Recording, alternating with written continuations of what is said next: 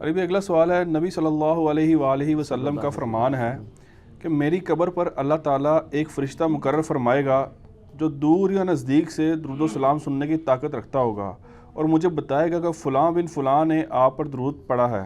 اس حدیث کو شیخ البانی نے حسن کہا ہے، آپ کا کیا موقف ہے؟ شیخ البانی نے حسن کیا ہے ضعیف جمع ضعیف کر کے، اور اس کے آگے انہوں نے لکھا ہے حسن و انشاءاللہ۔ جب اب بندہ حسن کا حکم لگا کے کہ وہ ساتھ لکھے انشاءاللہ کہ اللہ سے امید ہے یہ حسن بن جائے گی، حدیثیں انشاءاللہ کہنے سے حسن نہیں بنتی ہیں، حدیثیں اصول محدثین پہ ضعیف یا صحیح بنتی ہیں۔ انشاءاللہ کے ساتھ تو پیٹ مسئلہ ہے، اگر کوئی قسم کھائے تو اس کی قسم شمار نہیں ہوتی، پورے یعنی فرملی آپ نے پورے عقیدے کے ساتھ یہ بات کرنی ہوتی ہے۔ تو یہ حدیث کمزور ہے، اگر اس کو کوئی صحیح بھی مان لیتا ہے کیا حرج ہے اس میں؟ لیکن ہم کہتے ہیں صحیح حدیث میں جو نسائی میں ہے کہ زمین میں فرشتے سیاحت کرتے ہیں اور میرے امتیوں کا سلام مجھ تک پہنچاتے ہیں۔ وہ اس سے آگے نظر نکالتے ہیں کہ اگر قبر رسول پہ کھڑا فرشتہ مشرق و مغرب کی آوازیں سنتا ہے تو رسول اللہ کیوں نہیں سنتے؟ یہ وہ اینالوجی بناتے ہیں۔ ہم کہتے ہیں for the sake of argument, اگر آپ کی اینالوجیز کو میں نے ماننا ہے پھر ہم یہاں تک نہیں رکیں گے، پھر ہم یہ بھی کہیں گے کہ اگر حضرت آدم کو فرشتے سجدہ کر سکتے ہیں تو ہم رسول اللہ کو کیوں نہیں کر سکتے؟ پھر اینالوجی یہاں تو ختم نہیں ہوگی۔ اگر حضرت عیسیٰ علیہ السلام کو ابھی تک موت نہیں آئی اور آسمانوں پہ زندہ ہے تو رسول اللہ کو کیوں موت آ گئی؟ یوں تو حضرت عیسیٰ اوپر چلے جائیں گے مرتبے میں۔ اگر حضرت عیسیٰ بغیر باپ کے پیدا ہوئے ہیں تو رسول اللہ کے باپ کیوں تھے؟ یہ فضیلت رسول اللہ کو کیوں نہیں ملی صلی اللہ علیہ وآلہ وسلم؟ پھر ہم یہ بھی کہیں گے بخاری میں حدیث ہے کہ اگر قیامت والے دن سب سے پہلے لباس حضرت ابراہیم کو پہنایا جائے گا اور اس کے بعد رسول اللہ صلی اللہ علیہ وسلم کو، تو یہ فضیلت رسول اللہ کو کیوں نہیں ملی، ابراہیم کو کیوں مل گئی؟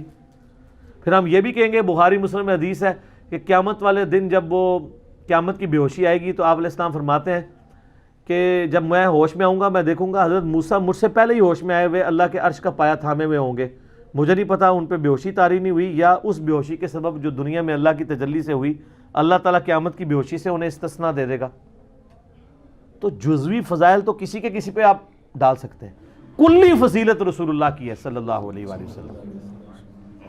یہاں لوگ کہتے ہیں اگر یہ مان لیا ہم نے، وہ جو پچھلے دنوں آپ کو پتا جھگڑا چل رہا تھا کہ نبی علیہ السلام کو نبوت کب ملی، وہ کہتے ہیں اگر آخر میں ہم ان کو نبی مانیں تو یہ تو فضیلت ختم ہو جائے گی، ان کو پہلا نبی ماننا پڑے گا۔ تو میں نے کہا اس کو تو چھوڑ دو، حضرت آدم علیہ السلام بغیر باپ اور ماں کے پیدا ہوئے ہیں، یہ والی فضیلت رسول اللہ کے لیے کیسے ثابت کرو گے؟ حضرت عیسیٰ علیہ السلام بغیر باپ کے پیدا ہوئے ہیں، آپ کو حضرت عبداللہ کا نام کیا نکالنا پڑے گا ہسٹری سے یہ فضیلت بنانے کے لیے؟ نبی علیہ السلام کی دنیاوی زندگی 63 سال تھی، حضرت عیسیٰ علیہ السلام کو اللہ تعالیٰ نے آلموسٹ 33 سال کی عمر میں اوپر اٹھا لیا اور آج تک زندہ ہیں۔ یعنی حضرت عیسیٰ علیہ السلام کو یعنی زندگی 1900 سال تو ہو چکی ہوئی ہے دنیاوی اعتبار سے، کیونکہ انہیں دنیا میں موت نہیں آئی ہے اور وہ آنا بھی قرب قیامت میں ہے۔ اور یہ تو چھوڑ دیں، شیطان کو تو موت بھی نہیں آئی، اس کی زندگی تو سب سے زیادہ لمبی ہے۔ تو اب آپ وہ وسیع یعنی کریں گے بھئی جو چیزیں جتنی جس کے لیے ہے اسی کو ثابت کریں۔ وہ جی شیطان ہر بندے کو وسوسہ ڈال سکتا ہے تو اس سے حاضر و ناظر ثابت ہو گیا، اگر یہ قوت شیطان کو ہے تو نبی علیہ السلام کو کیوں نہیں ہے؟ دیکھو اس طرح نہیں چیزیں ثابت ہوتی ہیں، چیزیں ثابت ہوتی ہیں نص کے ذریعے، ان چیزوں کے ذریعے جو کتاب و سنت نے تعلیم کیا۔ اب اعلیٰ حضرت نے خود باقاعدہ ایک فتویٰ لکھا ہے کہ سجدہ تعظیمی کرنا حرام ہے غیر اللہ کے لیے، کیونکہ فقہ حنفی میں 2 موقف تھے، ایک جائز سمجھتے تھے حکمرانوں کے لیے، تو اعلیٰ حضرت نے اس کے رد میں کتاب لکھی۔ لیکن جب آئی نا وہ جذباتی ڈاکٹرائن تو کہتے ہیں سر سوئے روزہ جھکا پھر تجھ کو کیا، دل تھا ساجد نجدیا پھر تجھ کو کیا۔ وہ کہتے ہیں میں نے جو رسول اللہ کے سامنے سر جھکایا نا روزہ شریف پہ، تو اگرچہ میں نے سجدہ تو نہیں کیا لیکن دل میں سجدہ کر رہا تھا۔ تو وہ اب یہ سمجھ نہیں آتی کہ اس طریقے سے جب جذباتی ڈاکٹرائن کا اظہار کرتے ہیں یہ لوگ، مصیبت باقیوں کے لیے کھڑی کر دیتے ہیں۔ کیا نبی علیہ السلام کے ساتھ یہ عقیدہ؟ آپ مجھے صرف ایک ایمانداری سے بتائیں کہ آپ نے وہ دین لینا ہے جو ابو بکر عمر عثمان و علی کو نبی علیہ السلام نے تعلیم دی ہے، یا وہ دین جو آپ کو آپ کے بزرگوں نے دیا ہے؟ بتائیں۔ تو جب صحیح بخاری میں 1010 نمبر حدیث ہے کہ حضرت عمر کہتے ہیں اللہ جب تک تیرے نبی ہم میں موجود تھے ہم ان کے وسیلے سے تجھ سے بارش مانگتے تھے. اور وسیلہ پنجابی والا نہیں, ان سے دعا کرواتے تھے, وسیلہ شخصی. آج ہم تیرے نبی کے چچا کو لے کے آئے ہیں. اس وقت ہمارے بریلوی لوگ کدھر تھے کہ وہ ان سے کہتے کہ بھئی رسول اللہ کی قبر پہ جا کے مانگ لیں. یہ آپ کیا وہابیوں والا عقیدہ دے رہے ہیں؟ اِنَّا كُنَّا نَتَوَسَّلُ إِلَيْكَ بِنَبِيِّنَا, پہلے ہم کرتے تھے. تو کیا اب رسول اللہ کی بزرگی کے آپ قائل نہیں رہے ہیں؟ ان کو پتا تھا اب رسول اللہ کے ساتھ ہماری کمیونیکیشن نہیں ہو سکتی. اور مسلم شیعہ میں تو حدیث ہے, ایک سفر میں جب پانی کم پڑ گیا تو حضرت عمر نے کہا یا رسول اللہ آپ پانی کا یہ پیالہ اس میں انگلیاں ڈالیں اور برکت جاری فرمائیں. تو انہوں نے نہیں کہا یا رسول اللہ قبر رسول پہ میں حاضر ہوں, جس طرح وہ شیخ احمد رفاعی کا واقعہ لکھا ہے فضائل درود میں, شیخ زکریا کاندلوی نے اور فضائل سنن میں, کہ وہ 555 ہجری میں کہتے ہیں یا رسول اللہ قبر مبارک سے ہاتھ باہر نکالنے میں نے بوسہ دینا ہے. تو کہتے ہیں 90,000 کی موجودگی میں ہاتھ باہر نکل آیا. 90,000 کی موجودگی میں اگر ہاتھ باہر نکلے تو کتنے بندے دیکھ سکتے ہیں اسے؟ 150-200 سے زیادہ بندہ نہیں دیکھ سکتا. یا تو ہے وہاں کیمرہ فٹ ہو اور باہر کوئی LCD بڑی بڑی سکرینیں ہوں. اور مسجد نبی میں تو 90,000 کا مجمع آج سے 100 سال پہلے بھی نہیں آتا تھا. یہ تو توسیع اب ہوئی ہے 80s کے اندر, سب کہانیاں. اور پھر سال لکھا ہے کہ وہ ان مجمع میں جو ہے نا وہ شیخ عبدالقادر جیلانی کا بھی نام ذکر کیا جاتا ہے, کول ہی ذکر کیتا جاتا ہے. یار میرا ایک معصومانہ سوال ہے, سیدہ فاطمہ تو حضور کی فات کے بعد اس غم میں مر گئی ہیں کہ میں اپنے باپ کو نہیں دیکھ پاؤں گی. ان کے دماغ میں یہ نہیں تھا. حضرت عائشہ سے کچھ ضعیف حدیث ثابت کریں جو اس قبر کے 7 اجرے میں رہی ہیں 47 سال تک وفات کے بعد, 58 ہجری تک, کہ کبھی انہوں نے نبی اسلام کو قبر پہ ملاقات کی ہو. یار ملاقات ہوئی ہوتی تو یقیناً وہ ذکر کرتی. اچھا حضرت عائشہ کو خواب میں دیدار مصطفیٰ کیوں نہیں ہوتا تھا؟ اور آپ سمجھ سکتے ہیں کہ کسی کو اور وہ چھپا جائے؟ صحابہ کرام تو ہر بات ظاہر کرتے ہیں. جن کو زیارتیں ہوئی ہیں انہوں نے بتایا ہے کہ ہمیں زیارت ہوئی ہے. ابن عباس نے نہیں بتایا تھا کہ میں نے ایک دوپہر کو مسند احمد میں آتا ہے خواب میں دیکھا کہ نبی علیہ السلام نے خون کی شیشی اٹھائی ہوئی ہے, اور آپ فرمایا میں کربلا میں صبح سے اپنے حسین اور اس کے ساتھیوں کا خون جمع کر رہا ہوں. تو میں کانپ کے اٹھا. ابن عباس کہتے ہیں وہ دن اور وقت نوٹ کیا. اسی دن 61 ہجری میں 10 محرم کے دن حسین ابن علی ان کے ساتھیوں کو شہید کیا گیا تھا. تو خواب تو انہوں نے بیان کیے ہیں. حضرت عائشہ کو خواب بتائیں. ہم نے ایک دفعہ ایک نا سوشل ایکسپیریمنٹ پرفارم کیا. یہ سوشل ایکسپیریمنٹ بھی ہوتے ہیں نا, آپ کو پتہ ہے, یوٹیوب پہ کافی ویڈیوز رکھی ہوئی ہیں. وہ پیسے سٹ دیتے ہیں, دور کیمرہ لے کے کھلوندے نے, اور جس نے ہی چکتا ہے نا پھر وہ بندہ میرے پہ بٹوا گرا تھا. تو تھوڑے مسلمان جتنے نے زیادہ تر وہ کہتے ہیں کوئی نہیں سامتا, پتہ ہی نہیں, بہت کم ہے جو. ہم نے بھی ایک سوشل ایکسپیریمنٹ کیا ایک بریلوی بھائی کے ساتھ. ہم نے اسے بتایا کہ یار ایک بندہ ہے وہ یہ کہتا ہے کہ نبی علیہ السلام جب فوت ہوئے تو آپ کی مبارک زبان اور ہونٹ ہل رہے تھے اور آپ کہہ رہے تھے امتی امتی, دفنانے سے تھوڑی دیر پہلے. اس بندے کے بارے میں آپ کیا رائے ہے؟ اس نے جو بات کی ٹھیک ہے, وہ کہتے ہیں نہیں واقعی یہ بات صحیح ہے, عشق دی گل ہے, جو ہے گا حضور تے امتی امتی کرتے سن. ان کا ایک اور مولوی ہے, اس نے تقریر میں کہا بھی جو بھی محمد کی عبادت کرتا تھا جان لو محمد مر چکے ہیں, اور جو اللہ کی عبادت کرتا ہے وہ جان لے کہ اللہ کو کبھی موت نہیں آئی. وہ کہتا ہے کیڑا فلانا ٹینگا گستاخ رسول ہے. انہوں نے کہا ایڑا فلانا ٹینگا جنوں تو پہ کہنا نہیں ابو بکر صدیق دا خطبہ ہی بخاری وچ, اور جڑا دوسرا فلانا ٹینگا ہے نا جڑا جنوں تو رحمت اللہ علیہ کہہ رہے ہو قاسم نوتوی یا بے ہاتھ لکھ دئی کہ حضور کی روح نکلی نہیں گلے میں اٹکی تھی. اب یہ عشق والی بات ہے. اور یار جن صحابہ نے حضور کی جان بچانے کے لیے, بخاری مسلم میں آتا ہے, غزوہ احد و بدر میں جانیں دی ہیں, انہوں نے حضور کے ہونٹ ہلتے ہوئے اس حالت میں دفنا دینا تھا آپ کو. انہوں نے دھوکے میں نہیں پڑ جانا تھا کہ نبی اسلام فوت ہوئے ہیں یا زندہ ہیں. کوئی چیک ہے اس وقت, کوئی اس طرح کی چیزیں تھیں, سب کہانی ہے. اور حضرت ابو بکر کو بھی دیکھیں کیا تربیت ہے. مجھے بتائیں کسی شخص کی میت پہ اس کی لیے تعریفی کلمات کیے جاتے ہیں یا ایسے کلمات جس سے وہ کنڈیم ہو رہا ہو؟ تعریفی. تو وہاں تو سیدنا ابو بکر کو چاہیے تھا نبی علیہ السلام کی شانیں بیان کرتے کہ آپ کو اللہ نے شب معراج میں آسمانوں کی سیر کروائی, آپ کو اللہ تعالیٰ نے اپنا محبوب بنایا, انبیاء کی امامت کروائی. خطبہ کیا ہو رہا ہے؟ اتنا سخت ہے قرآن و حدیث کے مطابق. من کان یعبد محمدا فإن محمد قد مات. اور آپ دیکھیں بغیر پروٹوکول کے رسول اللہ کا نام لیا جا رہا ہے. سیدھا سیدھا جو محمد کی عبادت کرتا تھا, محمد رسول اللہ بھی نہیں کہا. سیدنا و مولانا بھی نہیں لگایا، کیونکہ اس زمانے میں یہ اس طرح پروٹوکول کے بغیر بات کرنا گستاخی شمار نہیں ہوتا تھا. تو وہ جان لے کہ محمد فوت کا لفظ بھی استعمال نہیں کیا، وصال کا بھی نہیں. فَإِنَّ مُحَمَّدَ قَدْ مات وَمَنْ كَانَ يَعْبُدُ اللَّهَ فَإِنَّ اللَّهَ حَيٌّ لَا يَمُوتُ. اور جو کوئی اللہ کی عبادت کرتا ہے وہ جان لے اللہ زندہ ہے، اس کو موت نہیں.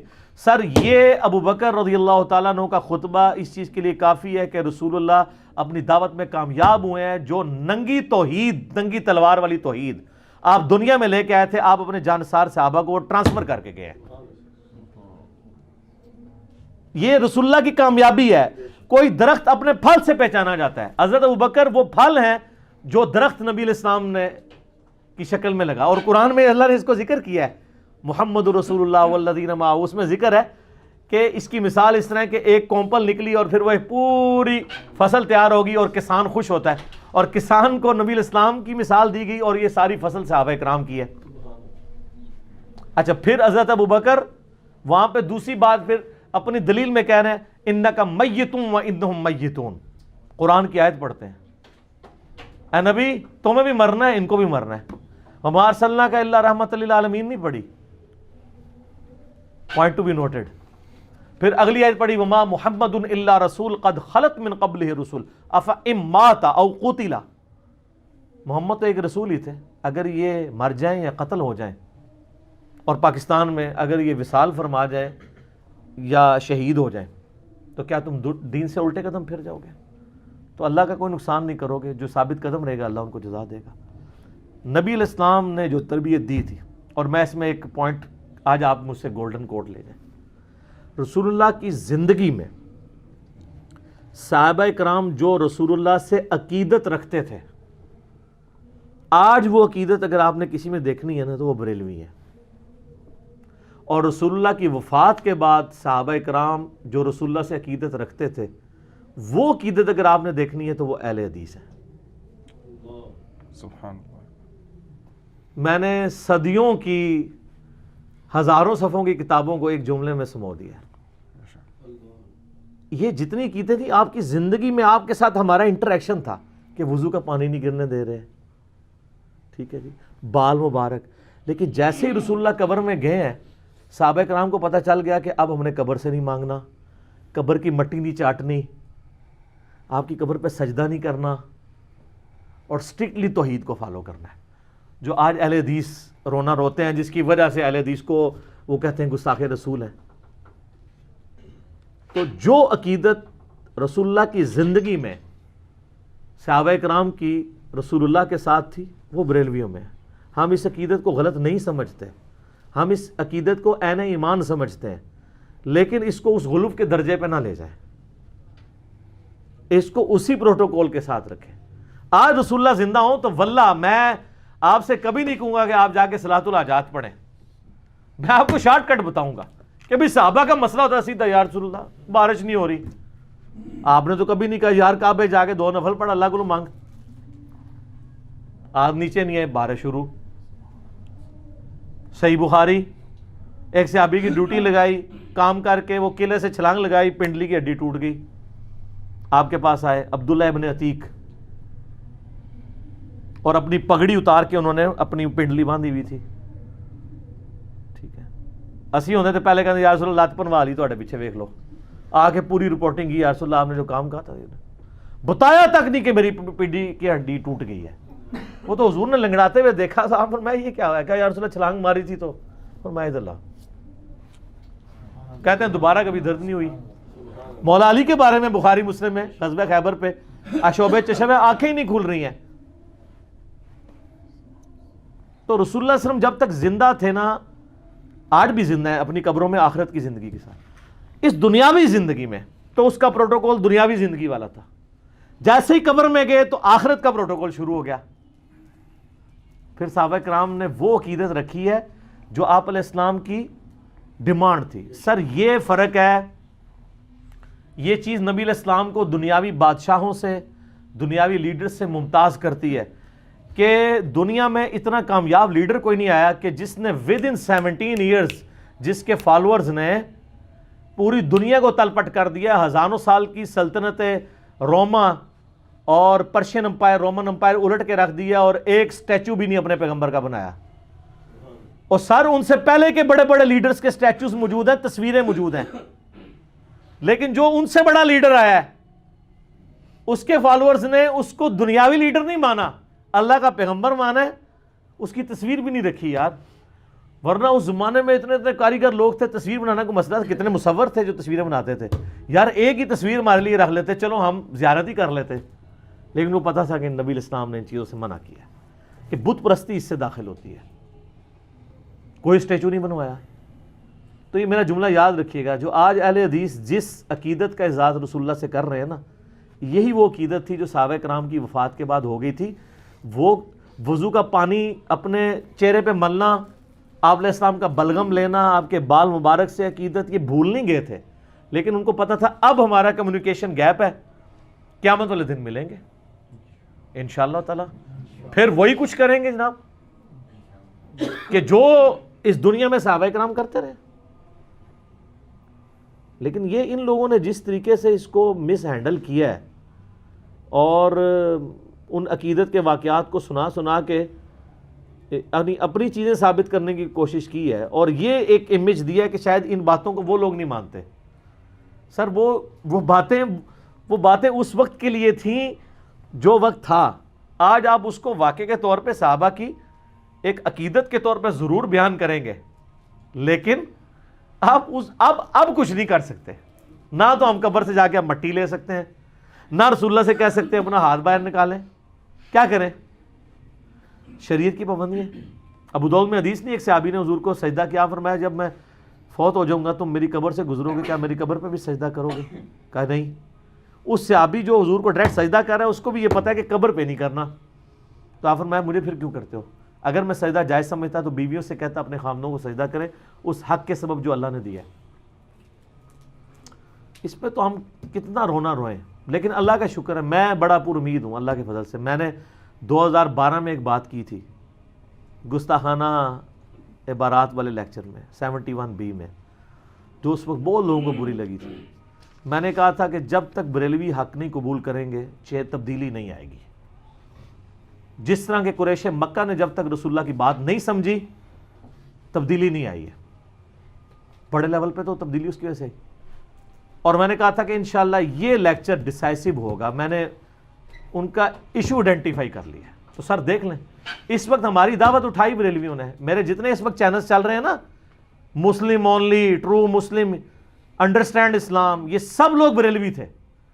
اہل حدیث خام میرے پہ غصہ کھا رہے ہیں. آپ سے ہم نے کوئی بندہ نہیں لیا، اور جو آپ سے اگر ادھر آئے بھی ہیں وہ آپ کے ویسے بھی نہیں تھے، وہ پہلے بھی ادھر سے آئے ہوئے تھے.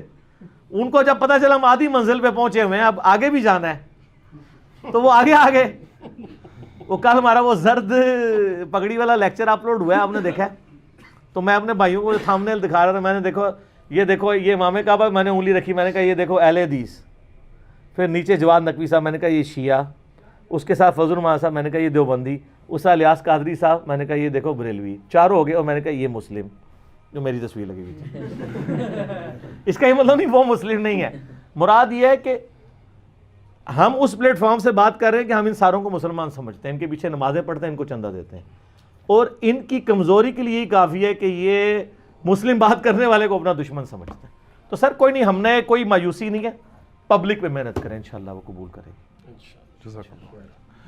علی بھائی اگلا سوال ہے، کیا یہ حدیث صحیح ہے کہ جو شخص میری قبر پر درود شریف پڑھتا ہے میں اسے خود سنتا ہوں اور باقیوں کا درود مجھ تک پہنچایا جاتا ہے؟ یہ حدیث دیوبندیوں نے بریلویوں سے جان چھڑانے کے لیے بہت بیان کی، لیکن بریلویوں نے اس حدیث سے ہی جان چھڑا لی ہے. وہ کہتے ہیں تو ہمارے عقیدے کی موت ہے کہ جو دور سے ہے وہ پہنچایا جاتا ہے اور قریب والا میں سنتا ہوں. وہ کہتے ہیں دور و نزدیک سے سنتے ہیں. تو جو بریلوی ایک محقق ہیں عباس رضوی صاحب، انہوں نے ایک جو کتاب ہے نا حیات الانبیاء فی قبورہم، امام بہقی کی کتاب جس میں 21 روایتیں ہیں، اس کی شرح لکھی ہے 500 صفحوں پہ. واللہ آپ زندہ ہیں، وہ جو اعلیٰ حضرت کا شعر ہے، تو زندہ ہے واللہ، تو زندہ ہے واللہ. اس پہ انہوں نے لکھا ہے اس میں تو احمش مدلس اور ان سے روایت کر رہے ہیں اور سما کی تصریح نہیں ہے، لہذا روایت ضعیف ہے. اور واقعی روایت ضعیف ہے. ایک طریق میں یہ ہے، دوسرے میں محمد بن مروان السدی کذاب راوی ہے. یہ حدیث سن کبریٰ البیہقی میں ہے، اور ساتھ امام بہقی نے خود لکھا ہے کہ یہ روایت جعلی ہے. اسی لیے مشکات میں جب یہ روایت آئی ہے تو شیخ زبیر صاحب نے تحقیق کیا کہ امام بیکی نے خود اسے جعلی کہا ہے کہ جو میری قبر پہ پڑھتا ہے میں سنتا ہوں، جو دور سے ہے پہنچا دیا جاتا ہے۔ ہمارا یہ عقیدہ ہے کہ چاہے کوئی دور سے پڑھے چاہے قبر پہ پڑھے، اللہ پہنچاتا ہے، جو ابو داؤد میں حدیث ہے۔ اور امام ابو داؤد نے اسے قبر رسول کی حاضری والے چیپٹر میں لے کے ہیں کہ جو بندہ مجھ پہ سلام پڑھتا ہے اللہ میری روح لوٹا دیتا ہے اور میں اس کے سلام کا جواب بھی دیتا ہوں۔ اس میں بھی سننے کے الفاظ نہیں، اللہ متوجہ کرتا ہے۔ اور سر اگر کوئی کہتا ہے نا کہ رسول اللہ صلی اللہ علیہ وسلم قبر پہ کھڑے ہوں تو سلام سنتے ہیں، اس میں کوئی زیادہ غصہ کھانے والی بات نہیں، کہنے دیں، کیا فرق پڑتا ہے؟ لیکن ان کو کہیں کہ اگر آپ یہ کہتے ہیں تو یہ سمجھیں کہ وہ آخرت کی زندگی میں سن رہے ہیں، اور وہ جو سنانے والا معاملہ ہے وہ اللہ تعالیٰ کر رہا ہے۔ کیوں؟ اگر آپ یہ نہیں مانیں گے تو آپ کے لیے مصیبت کھڑی ہو جائے گی، کیونکہ آپ اس حدیث میں الفاظ ہیں کہ میں سلام کا جواب بھی دیتا ہوں، تو ہمیں تو کوئی نہیں جواب آتا، میں تو کئی بار حاضری ہوئی ہے، تو یہ کیا کہیں گے؟ وہ کہیں گے نہیں وہ انٹلیکچوئل جواب ہے، روحانی جواب ہے، تو یہ سلام بھی روحانی ہے۔ اگر یہ کہتے ہیں نا وہ فزیکل سننا ہے، پھر مجھے بھی یہ فزیکل جواب آنا چاہیے، سیدھی سی بات ہے سر، پھنس جاؤ گے، ہے نا الزامی جواب۔ اگر وہ فزیکلی سننا ہے، روحانی سننا نہیں ہے، تو پھر میرے پہ بھی حق ہے کہ میرے تک وہ سلام آنا چاہیے جواب۔ تو یہ کہیں گے کہ نہیں یہ روحانی ہے، وہ روحانی ایکسپیرینس ہی اس کو مانیں گے الٹیمیٹ۔ لیکن آپ بات ذرا صحیح طریقے سے سمجھائیں نا تو ان کو بات سمجھ آ جائے کہ یہ اس طریقے سے کمیونیکیشن نہیں ہے۔ نبی علیہ السلام کے ساتھ اب ہماری فزیکل کمیونیکیشن کوئی نہیں ہوگی۔ اور اس حوالے سے جو کہتے ہیں ایک عرابی جو ہے قبر رسول پہ گیا، وہاں جا کے اس نے عرض کیا، اس میں یہ وہ لیٹا خواب میں زیارت ہوئی، وہ اس دن طارق جمیل صاحب بھی بیان کر رہے تھے، یہ ابن کثیر نے بے سند روایت پیش کی ہے۔ میں پوچھتا ہوں ایک نامعلوم عرابی کی آپ بات کر رہے ہیں یا ایک عام صحابی کی، میں حضرت عمر کا فتویٰ بخاری سے پیش کروں 1010 نمبر حدیث کہ اللہ جب تک تیرے نبی موجود تھے ہم ان کے توسل سے دعا کرتے تھے، اب ان کے چچا کو لے کے حضرت عمر کو یہ ساری حدیثیں بھول گئی تھی۔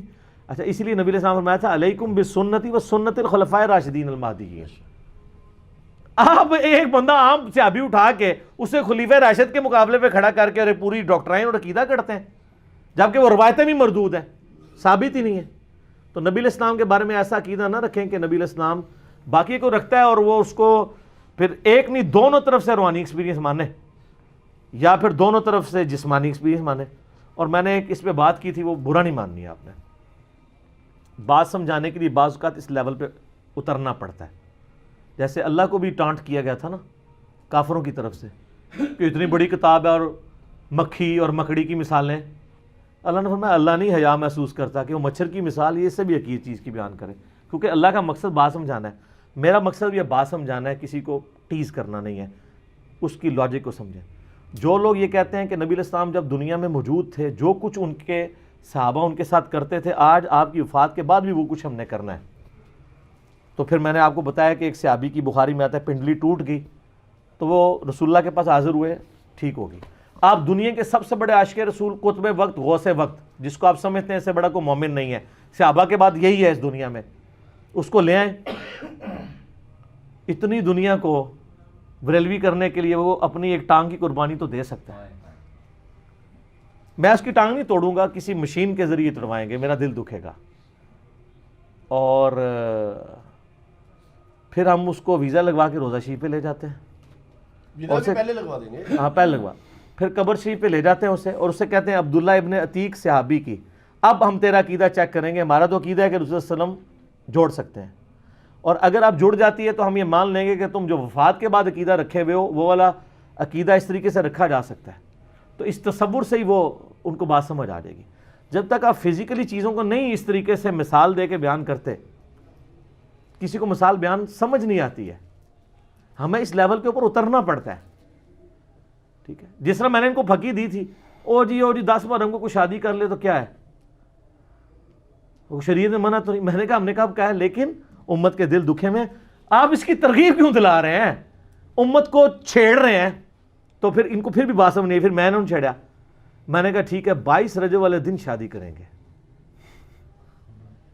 تو وہ کہتے ہیں 22 رجب جو ہے حضرت معاویہ کی وفات کا دن ہے، شیعہ خوشیاں مناتے ہیں، تو اس دن تو وفات ہوئی تھی ان کی، تو 22 رجب کی آج تک کسی ناسبی نے ترغیب دی ہے کہ 22 رجب کو آپ خوب خوشیاں منایا کرو؟ الٹا وہ جو کنڈے دے رہے ہوتے ہیں ان کو بھی کہتے ہیں یار نہ کرو، ہائے اپنے انہوں نے ملے ہوئے نے، تے اسی وہ ملے جو اللہ نبی سانو کہہ گئے نے قرآن اور اہل بیت، اور تمہیں خوف دلاتا ہوں۔ مسلم شریف 4 حدیثیں، 6225 سے 6228 تک۔ میں اپنے اہل بیت کے معاملے میں تمہیں اللہ کا خوف دلاتا ہوں۔ جو اللہ سے بے خوف ہوئے ہیں وہ اہل بیت کو کیجول لے رہے ہیں، جو اللہ سے خوف رکھتے ہیں وہ آج بھی اہل بیت کا دفاع کر رہے ہیں۔ وہ کاشی بھائی ہیں نا ہمارے، وہ مولانا ساق صاحب کے اسٹوڈنٹ، انہوں نے ایک بات بڑی اچھی کی، وہ کہتے ہیں علی بھائی آپ دیکھیں گے جو اہل بیت کے ماننے والے تھے وہ اس زمانے میں بھی دلیر تھے، آج بھی وہ دلیر ہیں، چاہے وہ اکیلا بھی ہو۔ اور جو بزدل تھے نا کثرت میں بھی، اس میں بھی بزدل تھے، آج بھی بزدل ہیں۔ یہی ہوتا ہے جب ہم بات کرتے ہیں، ہم کہتے ہیں یہ حدیث ہے آؤ سامنے، وہ کہتا نہیں وہ رافضی ہے نہیں سننا۔ تو میں نے پوری ڈاکٹرائن ختم کر کے محمد بن الوہاب صاحب کے بارے میں ان کی کتاب سے سارا کچھ ثابت کر دیا ہے، اور وہ کچھ ثابت کیا ہے جو کچھ میں نے بھی کبھی نہیں کہا ہوا تھا، ٹھیک ہے۔ اور شہزاد بھائی مجھے بتا رہے تھے، ان کو ایک بندے نے کہا جی وہ ایک اہل حدیث نے کہ جی وہ میں نے 70-80 کلپ اس کے دیکھے ہیں، وہ میرے نہیں دیکھے ہوتے، کسی کے میرے بارے میں دیکھے ہوتے ہیں کاٹ کاٹ کے، تو وہ تو ماتم کو بھی جائز سمجھتا ہے، اور یہ وہ تو 80% شیعہ ہے۔ انہوں نے کہا یہ بتاؤ دنیا میں کوئی 10% بھی شیعہ ہونا وہ محمد بن الوہاب کو مجدد نہیں کہے گا، تو علی تو 80% ہے، تو وہ تو بہت بڑا کذاب کہتا ہوگا۔ تو پھر انہوں نے میرا کلپ بھیجا، محمد ابن عبد الوہاب مجدد اور محمد ابن عبد الوہاب شیعہ، تو پتہ چل جائے گا۔ یار محمد بن الوہاب صاحب ایک بڑے پرسنالٹی تھے، وہ بھی چھین لیا ہم نے۔ جہاں صحیح بروز بزرگ جتھے ہوئے گا اسی کھول لواں گے، وہ ساڈا ہوئے گا، تے جہاں ساڈے نال چموڑیا جی اسی تانوں دے دیں گے، تانوں مبارک ہوئے۔ ہم لینے کے لیے تیار ہیں سر، یہ سارے بزرگ ہم نے لیے ہوئے ہیں نا اللہ کے فضل سے، ٹھیک ہو گیا جی، آگے ٹورو۔ علی بھائی ابھی جو آپ نے حدیث ڈسکس کی ہے وہی اگلا سوال ہے کہ ایک حدیث میں آیا کہ جب نبی علیہ السلام نے فرمایا جب کوئی مجھ پر سلام بھیجتا ہے تو اللہ تعالیٰ میری روح کو لوٹا دیتا ہے اور میں اس کے سلام کا جواب بھی دیتا ہوں، کہ یہ حدیث صحیح ہے؟ اس کے اوپر حکم جو لگا ہوا ہے وہ صحیح ہے یا ضعیف ہے؟ یہ صحیح ہے، پہلے اس کو ضعیف صرف شیخ زبیر صاحب نے کہا تھا، انہوں نے بھی رجوع کر لیا، امت میں کسی نے اس کو نہیں ضعیف کہا۔ البانی ہوں، نووی ہوں، امام حاکم ہوں، امام صاحبی ہوں، شیخ زبیر صاحب ہوں، اور مشکات میں 925 نمبر یہ حدیث ہے، اس کی تشریح بھی ہے۔ ویسے میں نے قبر رسول پہ حاضری پہ 2 لیکچر دیے، 54C اور D، اس میں میں نے 10 ضعیف حدیثیں اور 12 صحیح الاسناد احادیث حوالے سے کور کی ہیں، اور حیات النبی پہ مسئلہ 5 ہے، وہ آپ دیکھ لیں، وہ اب 5-6 گھنٹے کی گفتگو ہے، یہاں تو نہیں ہو سکتی۔ اس کی تشریح یہ ہے کہ یہ سارا معاملہ روحانی ہے، یہ جو ہے نا کہ روح لوٹا دیتے ہوں، اللہ تعالیٰ لوٹا دیتا ہے، اس سے مراد فزیکلی روح لوٹنا نہیں ہے، کیونکہ وہ تو واضح ہے کہ حضرت ابوبکر کا خطبہ ہے، یا رسول اللہ اللہ آپ پہ 2 موتیں جمع نہیں کرے گا۔ فزیکل جو روح نکلنا ہے وہ موت ہوتی ہے، اگر ہر دفعہ صلاۃ والسلام پہ نبی الاسلام کی روح واپس آتی ہے اندر تو ایک تکلیف دے ہمارا، یہ روح لوٹنا جو ہے متوجہ ہونا ہے، یعنی آپ علیہ السلام کی روح جنت میں ہے، جنت الفردوس میں، آپ کا جسم مبارک مدینہ شریف کی قبر میں، اور آپ علیہ السلام کے جسم اور روح کا ایک رشتہ ہے، ہم اس رشتے کو بھی مانتے ہیں، یہ نہیں ہے کہ وہ اس طرح ہی ہے، وہ رشتہ ہے، برزخی رشتہ ہے، اور وہ جب کوئی سلام عرض کرتا ہے تو اللہ تعالیٰ اس روح کو اس طرف متوجہ کرتا ہے اور وہ سلام کا جواب دیتے ہیں۔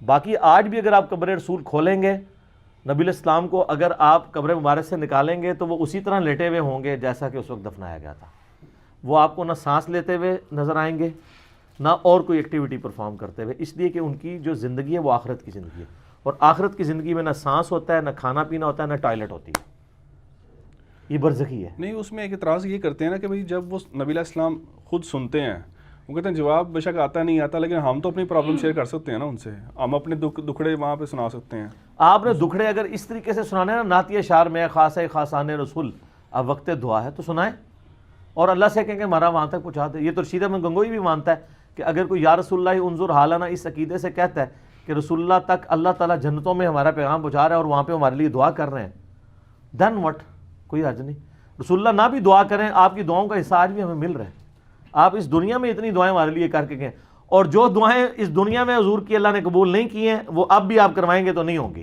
میں تو وہ دعا کروانا چاہتا ہوں کہ میری امت آپس میں نہ لڑے، یہ تو بخاری مسلم میں آتا ہے کہ اللہ نے کہا کہ اے نبی یہ دعا آپ کی قبول نہیں ہونی، یہ واپس ہے، مجھ سے میں تو یہ دعا کروانی ہے نا، باقی رہ گی دوسری دعائیں تو وہ ان دعاؤں کے لیے اللہ تعالیٰ نے دروشی پڑھیں اور وہ سارے طریقے سکھا دیے میں۔